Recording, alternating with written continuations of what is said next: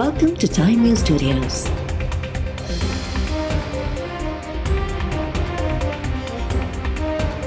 You are watching 4 p.m. Bulletin.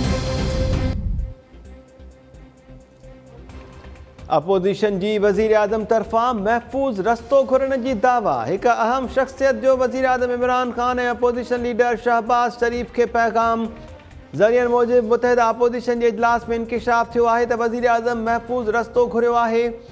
वज़ीर आज़म आछ कई आहे त अपोजिशन बेतमादी रिथ वापसि वठे हू असेंबली टोड़े छॾींदो। अपोजिशन इतफ़ाक़ नथी करे त हर क़िस्म जी सूरत खे मुंहुं ॾियण जे लाइ तयारु आहियां। ज़रियनि मूजिबि अपोजिशन जी अक्सरियत चयो त वज़ीर आज़म जी वाहिद फेस सेविंग इस्तीफ़ा आहे। इमरान ख़ान ते एतमाद नथो करे सघिजे। अपोजिशन वटि नंबर्स पूरा आहिनि। स्पीकर खां मुतालबो कयो वञे त रिथ ते जल्द वोटिंग कराए।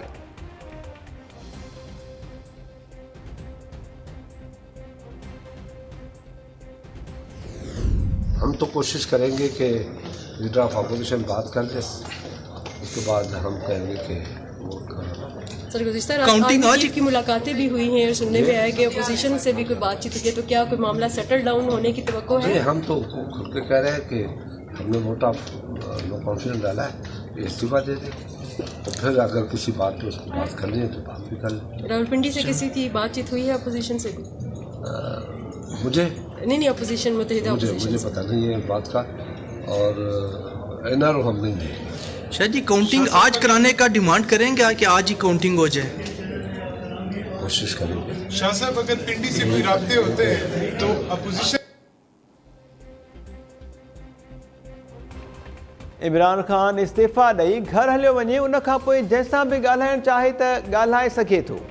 Peoples Party MLA Khurshid Shah चयो आहे त अपोजिशन मां कंहिं माण्हू सां पिंडी मां राब्ते जी ॼाण नाहे।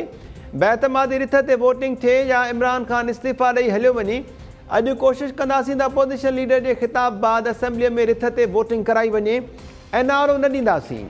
शाहिद खाकान अब्बासी तनक़ीद कंदे चयो आहे त इमरान ख़ान खे ॿुधाइणु घुरिजे त कंहिं ख़त लिखियो आहे, हू पंहिंजे ई सफ़ीर जे ख़त खां हटिजी वियो आहे।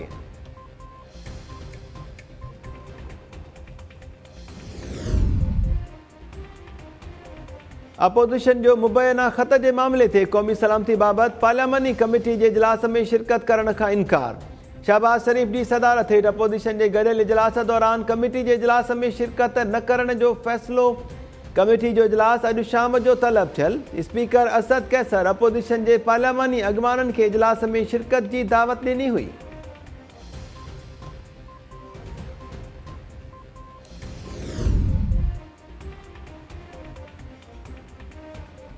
वज़ीर आज़म खे मुबैना धमकीअ वारे ख़त जे जाइज़े लाइ क़ौमी सलामती कमेटी जो अहम इजलास जारी।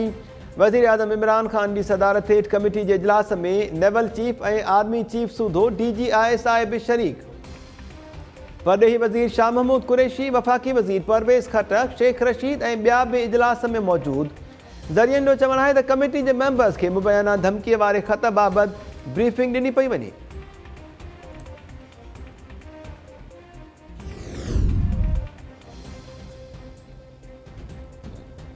वज़ीर आज़म इमरान ख़ान अॼु राति क़ौम खे ख़िताब करे रहियो आहे। वफ़ाक़ी घरू वज़ीर शेख रशीद चयो आहे त ॿ ॾींहं इंतिहाई अहम आहिनि। सियासत नओं रुख़ इख़्तियार करे सघे थी। इस्लामाबाद में सियासी पारो चोट चढ़ियल आहे, पर हींअर का बि शइ फाइनल नाहे थी।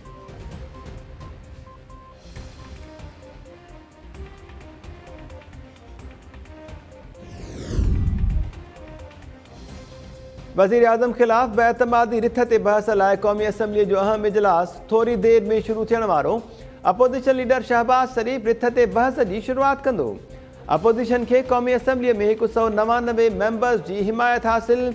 हुकूमत जा नंबर्स घटिजी 142 थी विया। PTI जे बाग़ी मेंबर्स जो अंग वधी 22 थी वियो। बेतमादी रिथ नाकाम बणाइण जे लाइ वज़ीर आज़म खे 172 वोट्स वठणा पवंदा।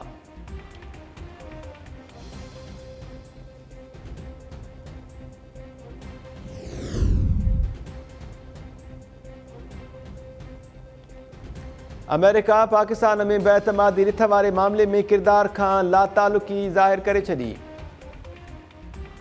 अमेरिकी परॾेही खाते जो चवणु आहे त बेतमादी में अमेरिका जे मुलविस हुजण जे इल्ज़ाम में का बि सचाई नाहे।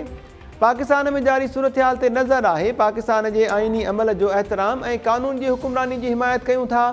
कंहिं बि इदारे जा उहिदेदार पाकिस्तान खे धमकी जो ख़त नाहे उमाणियो।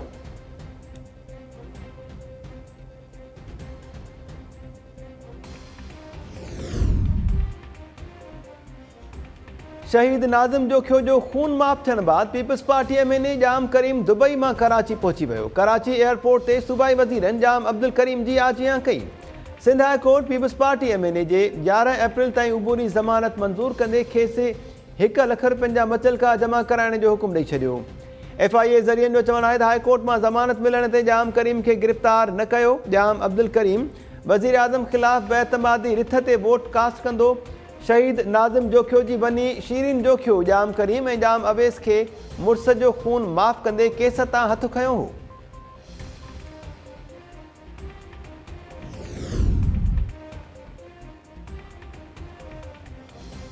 सिंध में गिरफ़्तार थियल MNA अली वज़ीर बि बेतमादी रिथ ते वोट कास्ट कंदो। कराची जी सेंट्रल जेल में क़ैद अली वज़ीर खे इस्लामाबाद मुंतक़िल कयो पियो वञे। अली वज़ीर खे तरसाइण जे लाइ इस्लामाबाद में क़ाइम सिंध हाउस खे सब जेल करार ॾिनो वियो। सिंध जे घरू खाते नोटिफिकेशन जारी करे छॾियो।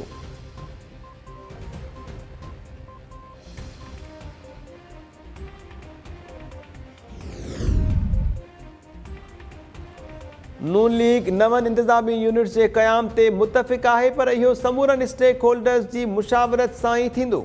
नवाज़ी अॻवान तरफ़ां मुतहिदा सां 9 यूनिट्स जे क़याम बाबति मुआहिदे ते तनक़ीद जो जवाबु। एहसन इक़बाल पंहिंजे ट्वीट बयान में चयो आहे त ॾखण पंजाब ऐं हज़ारा सूबे जे क़याम लाइ क़ौमी असेंबली में बिल्स पेश करे चुका आहियूं। समूरनि स्टेक होल्डर्स जे इत्तफ़ाक़ राय सां ई नवां सूबा ठही सघनि था।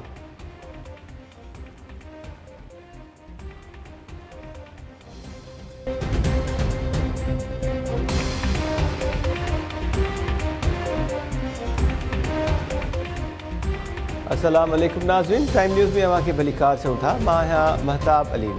हेडलाइन्स हमारी थियूं, बुलेटिन सां गॾु हाज़िर थियूं था शॉर्ट ब्रेक खां पोइ।